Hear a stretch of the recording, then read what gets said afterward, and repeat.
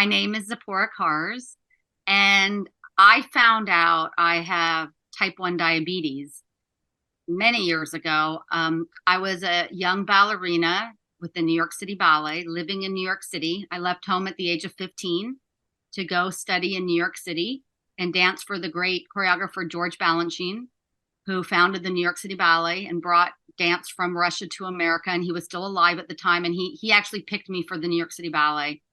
And I had already been doing leading roles, the Sugar Plum Fairy and the Nutcracker. And, my life, I was so passionate. I was so in love with what I was doing. And what happened is, we're very tired. You're working a lot as a ballerina. It's a very athletic profession. And I was just getting used to it. I was a young member. I was 21 years old. And I wasn't quite used to dancing 13 hours a day and performing every night. And so I was very tired. So I didn't really think that my symptoms of feeling a little exhausted and burnt out was anything besides I just needed a rest. But what got me to the doctor was I developed sores underneath my arms where the costumes were rubbing. I have very sloped shoulders. And oftentimes we were putting on costumes that were made for other people's bodies. And they would rub me, but they never turned into sores.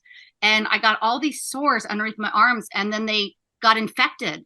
And the doctors were giving me antibiotics and they weren't healing. In fact, I was getting more sores. And so that's what sent me to the doctor.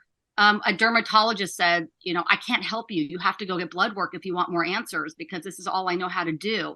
So the reason I even went to go do blood work was because as a ballerina, I had to be able to lift my arms over my head, and I couldn't lift my arms up, and I had all these important performances coming up. So I went to the doctor and they did blood work, and then she says, you have this thing called diabetes.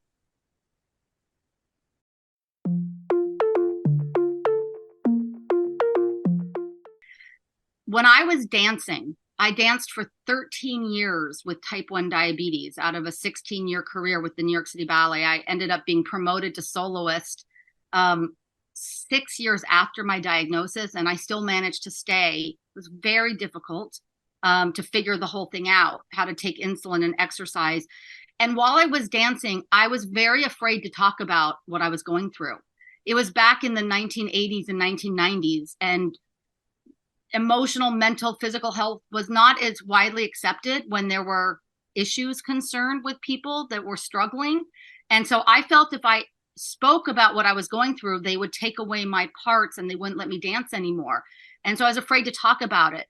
But when I retired, I started doing a lot of work with diabetes organizations like the Juvenile Diabetes Research Foundation, working with Novo Nordisk and Eli Lilly and LifeScan, and really talking to people about taking care of yourself and being an advocate. And what I really found was I was surrounded by children. And it was just such a wonderful experience to work with these kids and to share the joy of dance with them, whether they were going to be ballerinas or not, just move to the music and share our love and our passion, as just beings on this planet, not even diabetics. And that's what inspired me. That was the first thing that I wrote was, I want to write a little story that really talks about, the hardships. But if you really work at taking care of yourself, you can really achieve your dreams.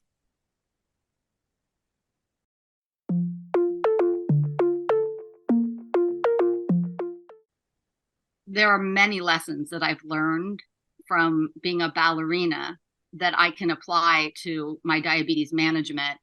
I'd say one of the key ones is discipline. It's not always, you don't always feel good. You don't always feel like you had your best performance or that your muscles are working properly or you have your focus or you feel on top of your game. Sometimes muscles are hurting, but you still show up and you still put 100% in it and you do your best, even if you fall down. And I think that's what we have to do as people with diabetes, is that it's not always going to be perfect. We are human, and sometimes we're not going to be able to do exactly what it is that we're aiming to do, but you show up and you do the best you can. And then if you do fall down, you get back up. And then you stay in the present moment and you put your best foot forward for that next moment.